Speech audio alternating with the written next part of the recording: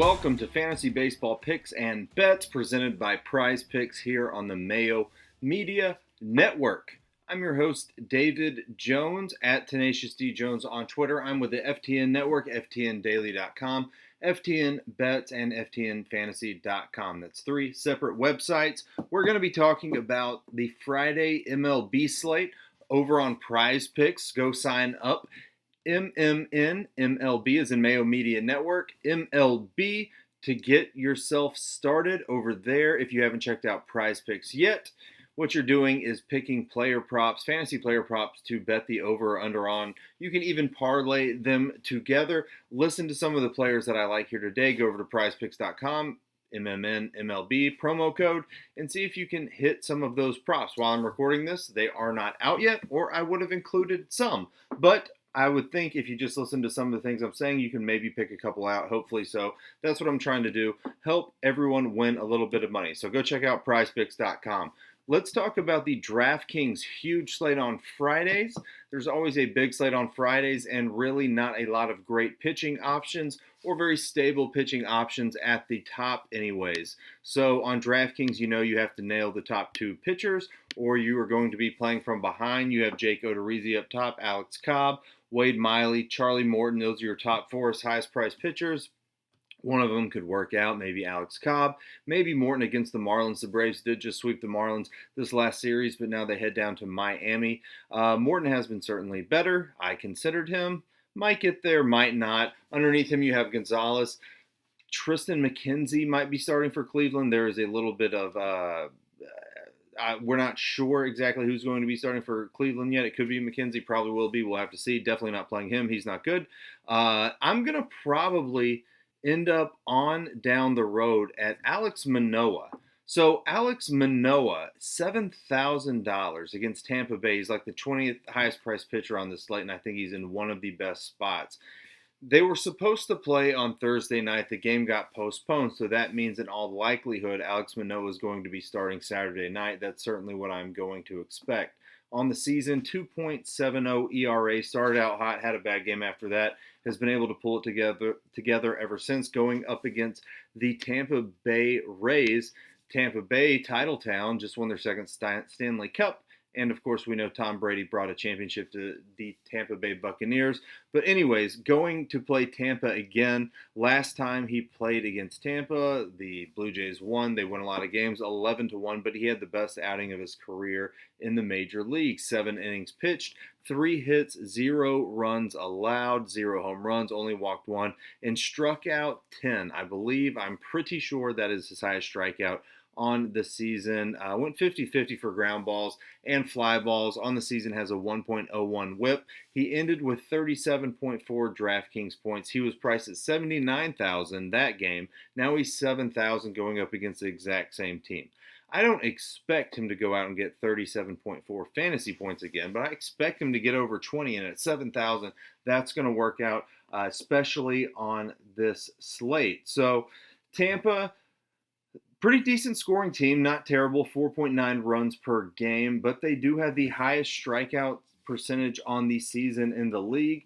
Admittedly, they've been better over like the last 3 games where they're only striking out just under 7, but on the season, worst strikeout team in the league. 24th best average at home versus righties at .222, and 25th most home runs, which is also bad. So they're not scoring a ton at home at the season. Manoah just got to them. Hopefully he can get to them again. I think he can get to them enough. He's got 36.2 innings pitched so far this season, 29.1 K percentage. That's good.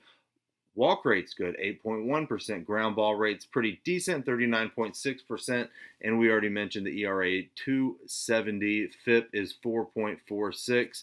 His home run point per 9 is 1.72, which I don't love. That's a little bit higher than comfort, but I think it's just kind of got away from him a couple games. If you go back and look at what he was doing in AAA, I know that's not the major leagues, but it was only allowing home run every 18, and that can be said the same for the 2019 season where he played there too. So Alex Manoah, 7,000, too cheap, should be starting against Tampa Bay. Make sure he's starting, but we expect him to start. I mentioned the stuff about the game getting rained out, so that's probably going to be my SP1 or at least SP2, however you want to frame it. He's going to be my SP. I'm going to be playing him. I wonder how popular he will be. It's a big slate, a lot of choices, so usually that brings ownership down, but people might gravitate to the big game, which understandably so. I mean, that's what I saw, and I said, okay, why would I not play Alex Manoah? If he can get me 24 points as opposed to the 37.4, I think I'll survive. So I'm going to stick with him.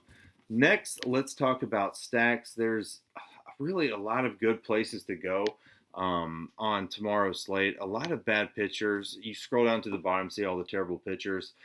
One guy that you have to look at, this might be a little chalky too, but I can't ignore that they're going to be in a good spot. It's going to be the Minnesota Twins going up against Matt Manning. So Matt Manning has really been struggling ever since he got called up.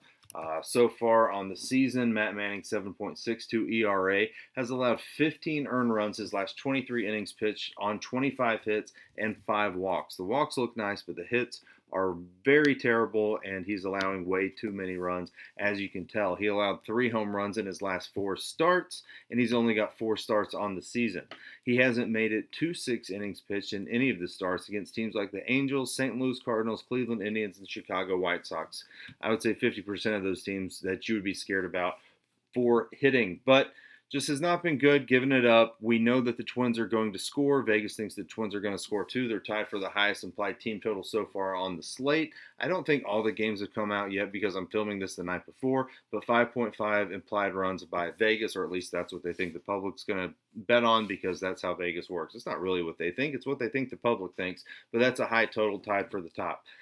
So you got to look at the power bats with the Twins for sure. Yes, they're still a little beat up, but you might be able to find some value in this lineup. You just got to start with Nelson Cruz. I prefer him against lefties, but against righties, he's good too. His last 148 at bats, he's got 11 home runs with a 360 WOBA, 270 ISO. Miguel Sano, 10 homers his last. Is Sano going to be in? Sano might not be in, so we're going to skip Sano. Max Kepler is going to be my second favorite bat. 120 at bats, 8 homers, hitting 350 WOBA, 300 ISO. He had a big game a couple games ago where he hit 2 home runs, and Max Kepler is kind of one of those guys that I like to gravitate towards once he starts hitting the ball. I expect him to be hitting 5th, maybe even 6th. Josh Donaldson's back, 142 at bats. 8 homers against righties, hitting 340 with a 240 ISO. That's pretty good. Polanco you can get to if you need to. It's doesn't always look great with Polanco. He's been kind of cold this year, but hitting 310 his last 169 at bats and just 1 less homer than Josh Donaldson. Of course, he has about 16 more at bats than Josh Donaldson does. I think I did that wrong, 15. If you want to get down to like a Trevor Larnach, I do not hate that. Hitting 380 and 99 at bats, just not hitting for as much power, only 170 ISO, but 3 home runs in those almost 100 at bats. Maybe he can do it, maybe he can't. He can get on base a couple times. He's hitting towards the top of the order. So those would be my favorite Twins to go after Matt Manning with. If you want to get to Alex Kirilloff, who started off this season super hot, kind of cooled down since then, but has got back into it, came back from injury. That was about a month ago now. You can do that, hitting 300 in his last 115 at bats against righties with 4 home runs. Same thing with like a Polanco. Both have a 170 ISO in those at bats that I mentioned, 169 and 115. So pick one of those two. Maybe don't play them both. But the Twins, they're going to score runs. Are they going to be the most valuable stack? I don't know. We've got 30 teams to choose from. Are they going to score runs, though? Yeah, they definitely should against Matt Manning. No one's ever played Matt Manning and not scored runs. So that's where we'll go with the Minnesota Twins. Next, let's talk about some one-off bats to help kind of fill in your lineup. So far, not seeing a ton of value. Just being honest, we might have to use some of those pitchers. Like we talked about with Manoah, he's cheap enough where you don't necessarily need the value. You don't necessarily need the 2K bats this Friday. So Jose Abreu versus Jorge Lopez. I expect the White Sox to be popular. Jorge Lopez of the Baltimore Orioles, 2 home runs in his last 8. Is that right? 2? Oh, that's Jose Abreu.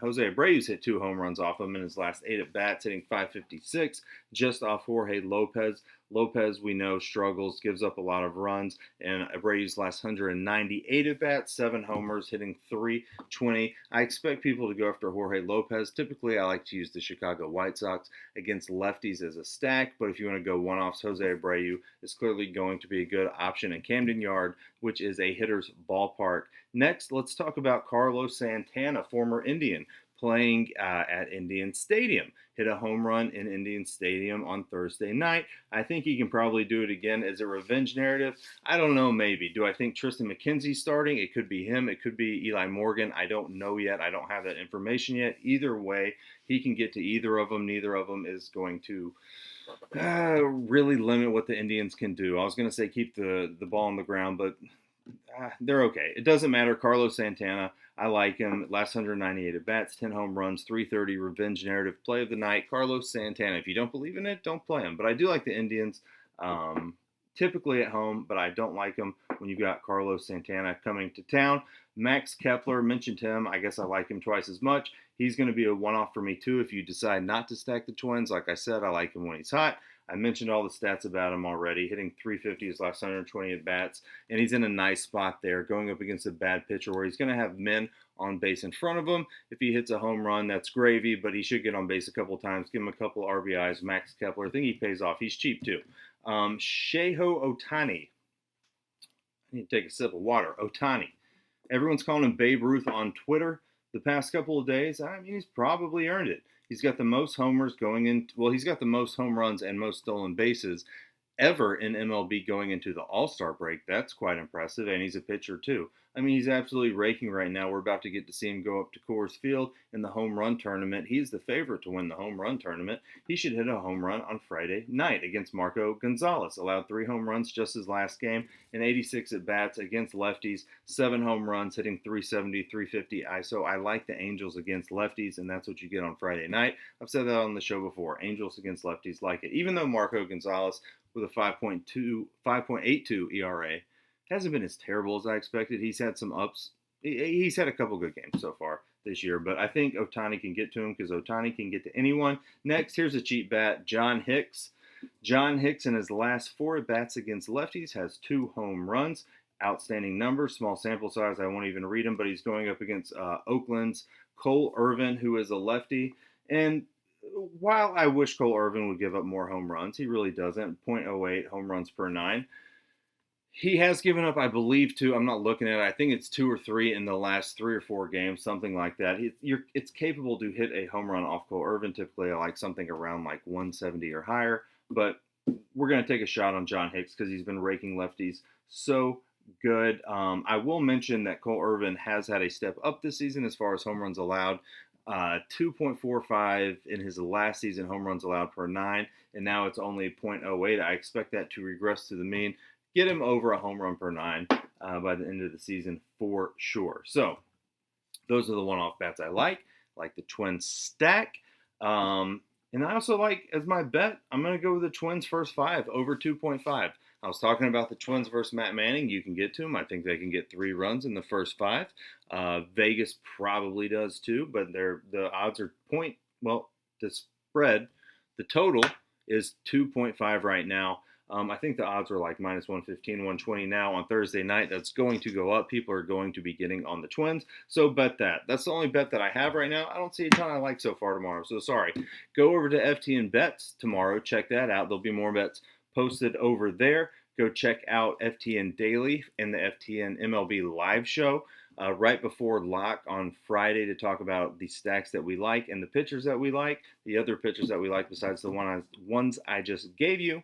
And hopefully it works out for you on Friday night. Hopefully we can make a little bit of money to go out on the weekend. Probably need a little extra dough after 4th of July weekend. I know I do. So appreciate you watching.